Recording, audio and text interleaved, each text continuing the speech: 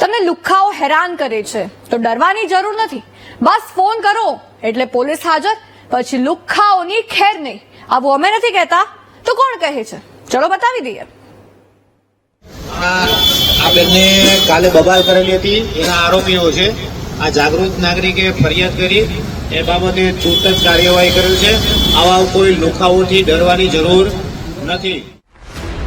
સુરતના લોકોને ડર્યા વગર લુખ્ખાઓ હેરાન કરે તો 100 નંબર અથવા પોલીસ સ્ટેશનમાં જાણ કરવાનું કહેવાવાળા વ્યક્તિ છે ચોક બજાર પોલીસ સ્ટેશનના પીઆઈ વી વાઘડિયા, જેમણે શહેરના ચોક બજાર વિસ્તારમાં છેલ્લા ઘણા સમયથી આતંક મચાવનારા 2 લુખ્ખા તત્વોને નબોચીને તેમને બરાબરનો પાઠ ભણાવ્યો. દ્રશ્યોમાં લંગડાતા અને હાથ જોડીને લોકોની માફી માંગતા બજારમાં ફરી રહેલા લુખ્ખા તત્વોના નામ જય ઉર્ફે બાળો ડેરી ઘોઘારી અને પ્રિન્સ વાળા છે, જેમની બબાલો અને આતંકથી કંટાળી એક વ્યક્તિએ ફરિયાદ કરી અને પછી તો પોલીસે બરાબરની બંને આરોપીને ઝડપી ટ્રીટમેન્ટ આપી. ટ્રીટમેન્ટ કેવા પ્રકારની હશે તેનો અંદાજ તમે ખુદ દ્રશ્યો પરથી લગાવી શકો છો. આરોપીઓ છે મારામારીના ગુનાના હતા. અગાઉ તડીપાર અને પાસામાં જઈ આવેલા આરોપીઓ છે, જેઓ આશરે ઉંમર 20 થી 22 વર્ષના છે. 2 દિવસ પહેલા પારસ માર્કેટ કે જે રોજીરોટી માટે અનેક લોકો આઉટ ઓફ સ્ટેટ તેમજ ગુજરાતના પારસ માર્કેટમાં આવતા હોય છે. આ લોકોના સામાન્ય બોલાચાલીનો એક બનાવ બનેલો, ત્યારે પીસીઆર ઘટના સ્થળે પહોંચી ગઈ અને ડિસ્ટાફને પણ પહોંચાડવામાં. ત્યારે સીસીટીવી ચેક કરતા ખબર પડેલ કે અભય મોહિતે અને ડેનિસ ઘોઘારી કરીને છે, જે કુબેર ચોકી વિસ્તારોના રહેવાસી છે, જેઓને બોલાચાલીમાં લોકોને રંજાડ થયેલી, જે બાબતે ગુનો દાખલ કરી આરોપીને અટક કરવામાં આવેલો અને આરોપીની સાથે રાખી અને બનાવવાળી જગ્યાનું પંચનામું કરવામાં આવેલું હતું.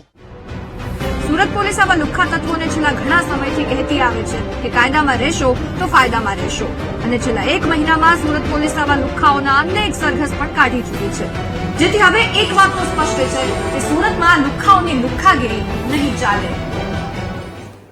સુરત પોલીસ છેલ્લા ઘણા સમયથી એક્શન મોડમાં જોવા મળી રહી છે. તે પછી બોગસ ડોક્ટરનું કાંડ હોય, ડ્રગ્સની હેરાફેરી હોય, સગીરાઓની છેડતીનો કિસ્સો હોય, બળાત્કારનો કેસ હોય કે લુખ્ખાઓની દાદાગીરીનો કેસ હોય, પોલીસે તમામ નરાધમોને પાઠ ભણાવ્યા છે અને જાહેરમાં તેમનું સરઘસ કાઢી સમાજ સામે માફી પણ મંગાવી છે.